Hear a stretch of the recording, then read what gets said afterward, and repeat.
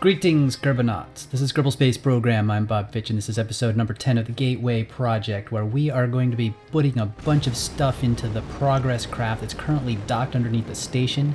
We're going to deorbit it to make room for the new Hydra cargo carrier that we looked at in a previous episode, but we haven't actually seen it launch yet or bring anything up there. Well, we're bringing stuff up there this time, and oh my, do we have a lot to do today.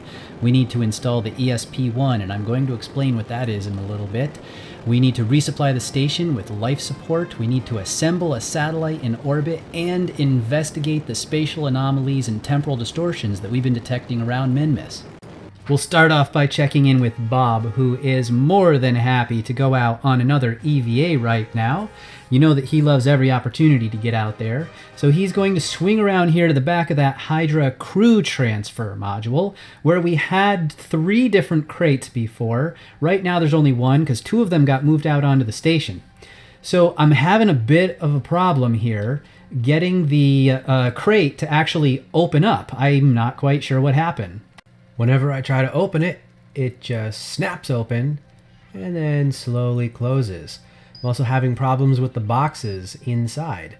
Anytime I try to click on them when they're attached to the station, they don't let me get inside. And anytime I try to get into it when it's not on the station, it works just fine. So something about the station itself is causing problems. And then these kinds of things are happening, where I try to open something up and pew!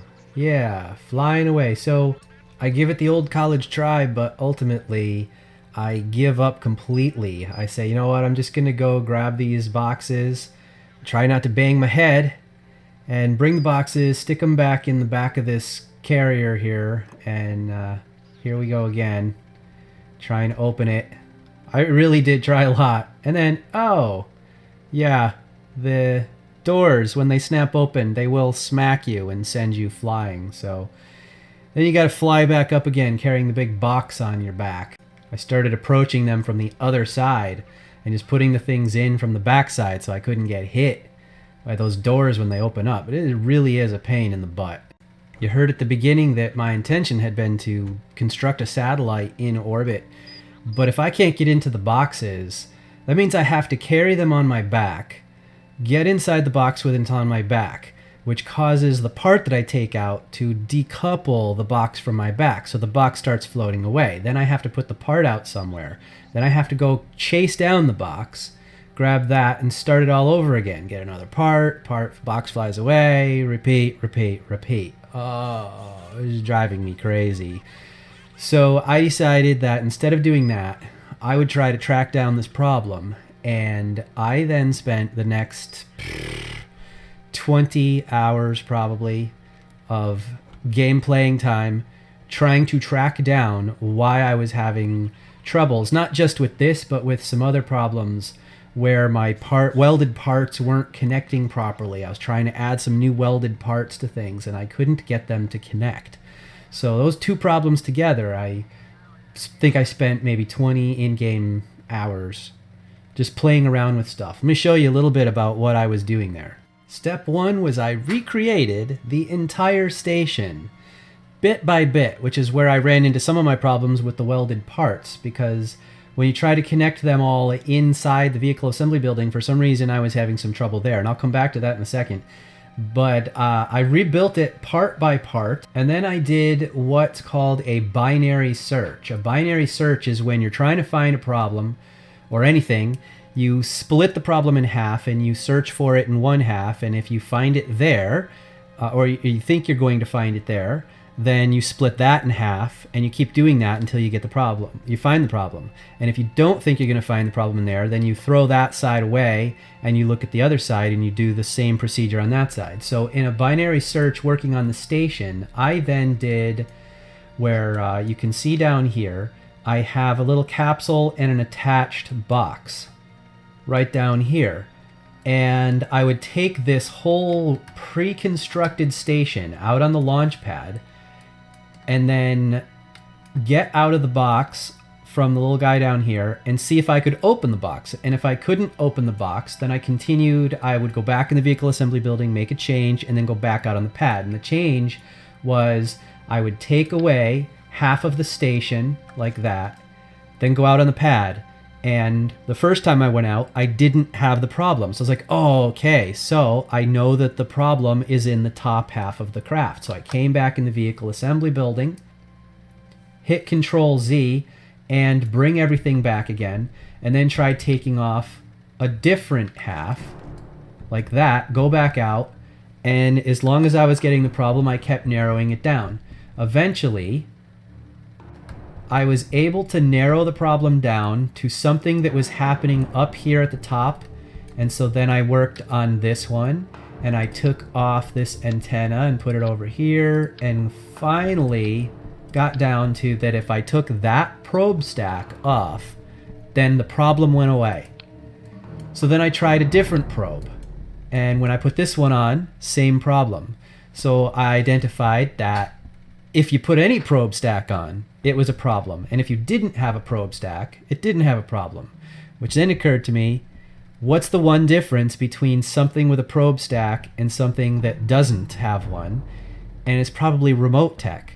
So I disabled my remote tech DLL, problem went away. My boxes opened up down here. My 6S compartments didn't have the animation problem.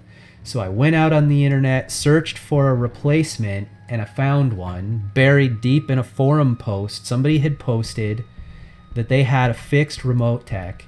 So I downloaded that, and that problem was finally gone. It wasn't all just changes like the tracking down bugs though. While I was out there searching and replacing things, I also decided that I might look at possibly using, after all, some parts from this ISS community pack. And I guess ultimately I just couldn't resist this PMA, because the one I was using that I had sort of built myself, I wasn't that super fond of how it looked. This is exactly how the real PMA looks right here, and even though I don't really want to use parts packs, I kind of made an exception here. So I decided that I would start using that PMA, and while I was there, in order to get the other side of the PMA to look right, I probably had to use the same docking node that they need for that side of it, which is the common berthing mechanism. And if I'm going to do that, then I have to change it on the other locations on my ship where the common berthing mechanism was used. I left all of the crush-in segments alone, but I changed all of these. And since I already had a station up in place, I did that by just modifying the save game file so that the artwork now shows up differently, but I didn't have to do anything other than that. It took a little bit of save game tweaking, no big deal. It's just a visual issue, so I'm okay with that, even though typically modifying your save game is going to be like a cheat sort of thing. But that's probably not too much different from changing a texture. And take a look here. So these panels on the real ISS are supposed to be white. These radiators right here. Well, I found a white texture for them, and so I decided to make those white as well. Here's one last look at what they were before, that orange color from before that we're not going to see anymore. It's going to be white now. Another thing I looked into was trying to get this thing called a Dromo Man robotic arm. This is what happened when I put the arm just on top of a capsule to take it out and look at it out on the pad. Pretty cool. Not exactly what I'm looking for in a robotic arm. I wasn't doing anything there. It was just popping all over the place like that, all by itself. And rather than try to figure out what the problem was, I'm just going to go back to my Infernal Robotics. Another investigation. I found a bunch of colored textures and different size boxes that are very similar to the Kerbal attachment system boxes. In fact, they look so close, I think that they're obviously the same thing. Except these don't open up and don't have the Kerbal attachment system modules or animations that make them work. But they're so cool. I was trying to think of some way that I could make them work for something. For example, if I scaled them down and added them to the Kerbal attachment system configuration module that lets you make things grabbable, then I might be able to use them for what's called an ORU, and I'll come back and tell you what that is in a little bit. But before I put myself to sleep with all these bug fixes and 20 hours of tedium just trying different things over and over, I think we need to blow something up. Yeah, There we go. Let's take our progress craft back through Deadly Reentry's atmosphere and say goodbye. That makes room for that cargo carrier, the Hydra cargo carrier, now making its way to the station and dropping those boosters off with a nice swirly little release. Get our orbit up here, match up, decouple, and start throwing some of these shrouds off. That top shroud from the STHI mod, and the bottom one there on the engine, and the one on the sides that protect the extra solar panel. This launch actually is still before I really gave up on trying to just do all that construction in orbit, because this is the cargo carrier that contains the parts for the satellite that I was going to assemble in orbit. And when I couldn't actually get inside those compartments and get access, here we go, deorbit this injection stage. When I couldn't get access to those parts and I was going to have to carry the boxes on my back and nothing would attach to the station, and the boxes were floating away and all that, that was when I finally gave up. So you're actually looking back a little bit before any of that searching on the internet there, where I changed all the textures and the remote tech and everything. Recall one of the problems I was having was with the welded parts, trying to reassemble this station down in the base and getting the welded parts to stick together. What would happen is I would take one of the welded parts and try to attach it to the station somewhere, but it would still look like it was ghosted out, the kind of thing like when it's not attached to the station at all, even though it had snapped into place. Combine that with issues with scaling. If any of the parts, if their original models have been scaled by their author and you go to put those into something that you have welded together, it will not respect that scaling, and you will find that your part looks a lot smaller in most cases than what it looked like in the assembly building. So then you have to try to figure out how to fix that. After much trial and error, I finally figured out that one as well, and it is this. You're looking at the part file for my welded Unity module. That top box contains a bunch of node points, which represents where you can actually connect things together again. But apparently the order is important. The bottommost node in that list needs to be the bottommost one that's the most likely as your first candidate for your initial connection. Back here at the station, I have attached a life support canister to the side of the Zvezda module, and I'm using the TAC fuel balancer, which can balance more than just fuel. It balances any kind of resource. And I'm using that to bring the waste from the station into that, and then put that later into something that I can deorbit. Anyway, I moved the important node to the bottom of that node list. Without that, your part will just look ghosted, and you won't be able to do anything with it. That second section is important too. It controls the attachment points and whether or not it stacks or things can stack on it, whether you can attach things to the side of it, whether you can attach it to the side of something else. And if you do that, you have to have another node that's called a node attach. Meanwhile, at the station, another lesson learned: don't get hit in the head by the door when the door is closing. Okay. So we fly back up to the station and give it another try. This is still before I had ultimately given up and gone off to try to find what my problem was with making the doors do that. And finally, I think it takes this bottom one here where you see the vessel type specifying that it's a ship. That allows you to actually have it as an initial part.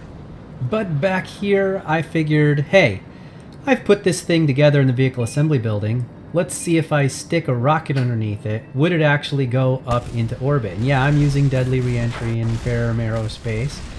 But I was curious just to see what would happen. Well, I guess first you have to deal with structural stability issues. Alright, so earlier in the episode, I used a couple terms. I said ESP-1 and I said ORU, and that I'd get back to explaining what those were. An ESP is an external stowage platform. They have typically been brought up, I think, on space shuttles in our world.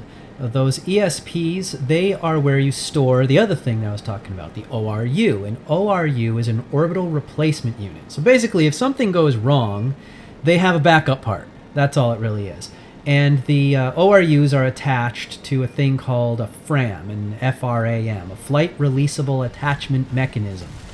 So you have the ESP on the station, and attached to that are FRAMs, and on those are ORUs. And the FRAMs provide a little bit of power and some heat to make sure that the orbital replacement units are still in good shape when you finally need to get around to using them. ESP number 1 went on the side of the real Destiny module. It had 2 FRAMs, and they brought up on shuttle Discovery one of the ORUs and attached it to that FRAM on the side of Destiny.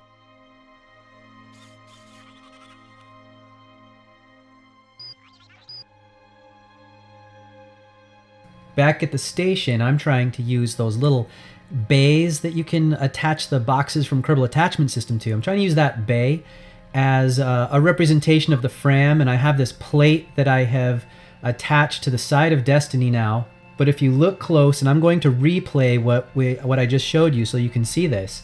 If you look close as I go to attach it to the station side just swallows it up. The rack doesn't go to the external plate. It just goes inside and disappears. So much for that idea. I guess just chalk it up to one of the many gremlins that has plagued this entire episode.